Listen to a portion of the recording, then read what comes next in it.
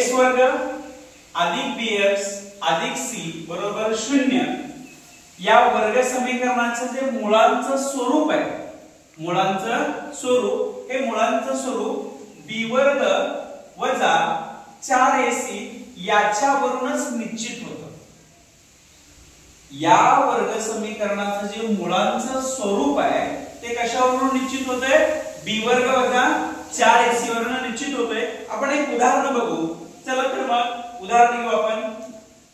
x वर्ग अधिक 10x वजा 7 बरोबर 0. वर्ग समीकरण घेतले आपण. x वर्ग अधिक 10x वजा 7 बरोबर 0. त्याच्यामध्ये a ची व्हॅल्यू किती आहे बोला बरं? मोठ्या ना किती? 1. b ची व्हॅल्यू 10. c ची व्हॅल्यू 7. Very good. तर आपण b वर्ग वजा 4ac त्याच्यामध्ये किंमत टाकू. b ची किंमत 10 चा वर्ग वजा 4 गुणिले a ची किंमत 1 गुणिले c ची किंमत वजा 7.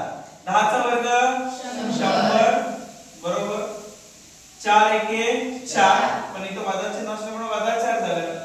वजा गुणिले वजा काय होणार? अधिक. 7 चोक 28 पण गुणाकारात वजा वजा काय होतं? अधिक. अधिक 28 उत्तर किती आलं? 128. आता हे जे उत्तर आलं 128 हे आपण कसं सोडवलं? तर याच्यावर आपण जी किंमत काढली याला म्हणतो आपण विवेचकाची किंमत काढली.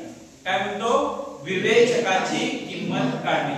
दिलेल्या वर्ग समीकरणावरून या विवेचकाची किंमत आपण काढलेली आहे.